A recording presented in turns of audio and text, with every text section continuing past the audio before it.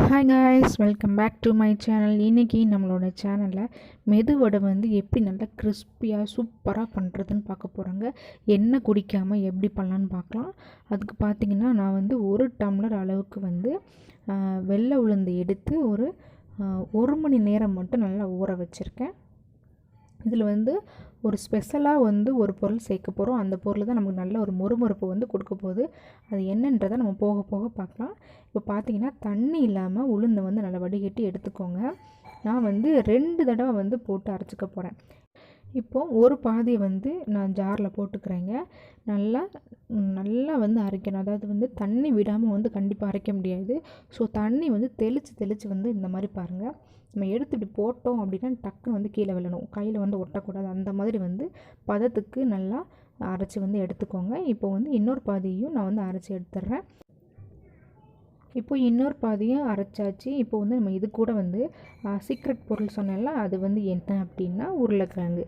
நான் வந்து ஒரு பெரிய சைஸ் அளவுக்கு வந்து உருளைக்கிழங்கை நல்லா வேக வச்சு எடுத்துருக்கேங்க. அதை வந்து இப்போ நல்லா மசித்து நம்ம இந்த உளுந்து கூட சேர்த்து நல்லா அரைச்சி எடுக்க போகிறோம். அதாவது நீங்கள் வந்து பொட்டேட்டோ சேர்த்திங்க அப்படின்னா நல்லா ஒரு டேஸ்ட்டும் கொடுக்கும், நல்லா கிறிஸ்பியாக இருக்கும். ரொம்ப டேஸ்ட் வந்து அட்டகாசமாக இருக்கும். கண்டிப்பாக நீங்கள் ட்ரை பண்ணி பாருங்கள். இப்போ வந்து நம்ம இதையும் சேர்த்து நல்லா அரைச்சி எடுத்துகிட்டு வந்துடலாம். ரொம்ப சிம்பிளுங்க மெதுவடை பண்ணுறது.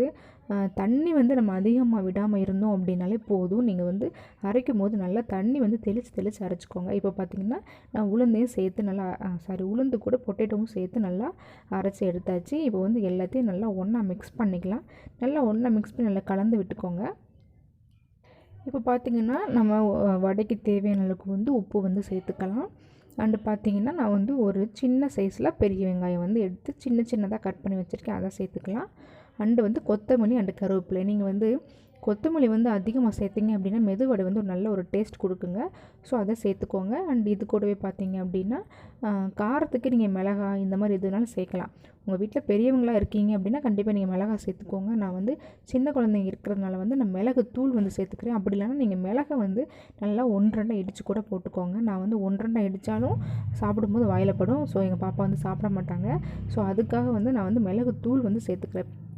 சேர்த்துட்டு ஒரு 2 நிமிஷம் பார்த்திங்கன்னா நல்லா வந்து மிக்ஸ் பண்ணணுங்க. இப்போ நல்லா கலந்து விட்டாச்சு. இப்போ நீங்கள் வந்து கையை வந்து நல்லா தண்ணியில் நெளிச்சிட்டு நீங்கள் எடுத்து இப்படி கீழே போட்டிங்க அப்படின்னா கையில் வந்து நல்லா ஒட்டாமல் இந்த மாதிரி வரணும். ஸோ நீங்கள் வடை போடும்போது நல்லா தண்ணியில் வந்து கையை நனைச்சிட்டு நீங்கள் வந்து வடை போடுங்க. நான் வந்து ஆல்ரெடி வந்து எண்ணெயை வந்து ஹீட் பண்ண வச்சுருக்கேன் கடாயில். இப்போ எண்ணெய் வந்து நல்லா சூடாயிருச்சு. அடுப்பை வந்து நல்லா லோ ஃப்ளேமில் வந்து வச்சுட்டு நம்ம வந்து வடையை வந்து போட போகிறோங்க. இந்த மாதிரி ஒன்று ஒன்றா போட்டுக்கோங்க.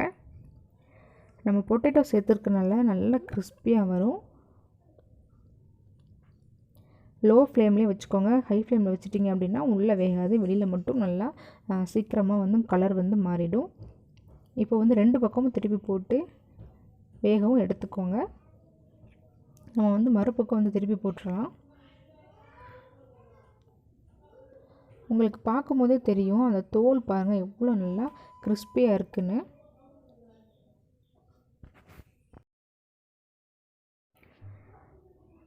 இப்போ வந்து வடை வந்து நல்லா வெந்துடுச்சுங்க. நம்ம வந்து எடுத்துடலாம்.